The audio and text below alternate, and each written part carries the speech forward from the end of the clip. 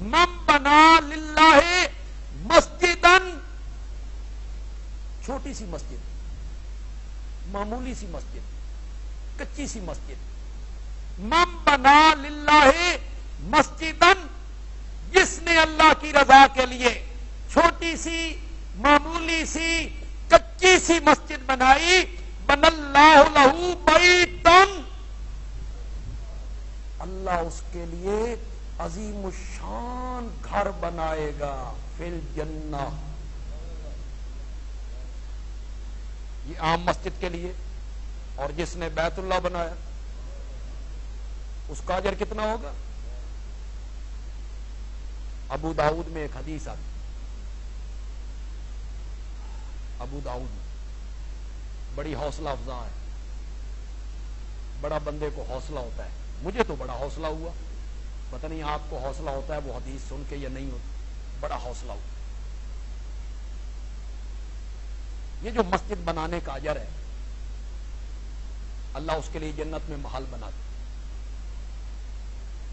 پہلے میرا بھی یہی خیال ہوتا تھا کہ یہ اس بندے کے لیے ہے جس نے زمین وقف کی، پھر اینٹیں دی، پھر سیمنٹ دیا، پھر بجری دی، پھر سریا دیا، پھر مزدوری دی، پھر دروازے، پھر فرش، پھر چھت، پھر رنگ، پھر روغن.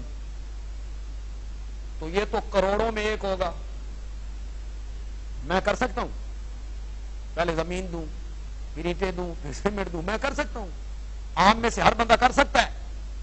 اس طرح تو مسجد کوئی نہیں بنا سکتا. ابو داؤد کی ایک حدیث ہے، بڑی حوصلہ ہوا. میرے آقا نے فرمایا میرے جس امتی نے پرندے کے گھونسلے جتنی مسجد بنائی. کتنی؟ پرندے کے گھونسلے. کتنے فٹ کا ہوتا ہے گھونسلہ؟ ہوں چپ کر گیا. تھوڑا خیال ہے بے فٹا چاہتا. کتنے فٹ کا ہوتا؟ 4 انچ. بنتا بھی سونے دیا تارا نال ہے، بنتا بھی ریشمی دھاگیاں نال ہے. بولو کس سے بنتا؟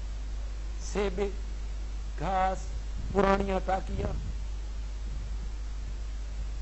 جس نے پرندے کے گھونسلے جتنی مسجد بنائی اللہ اس کے لیے بھی جنت میں عالی شان محل بنائے گا. مطلب یہ ہوا کہ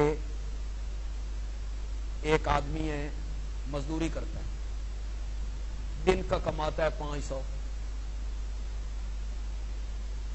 کبھی دہاڑی لگی کبھی. اس کے پاس طاقت ہے ایک تگاری ریت دینے کی. طاقت اتنی، وہ ایک تگاری ریت کی دے سکتا. ایک آدمی ذرا اس سے بہتر ہے، وہ 50 اینٹیں فراہم کر سکتا ہے. ایک ذرا اس سے بہتر ہے، وہ ایک گٹو سیمنٹ دے سکتا ہے. ایک گٹو سیمنٹ دے سکتا ہے. ایک دن کی دہاڑی دے سکتا ہے.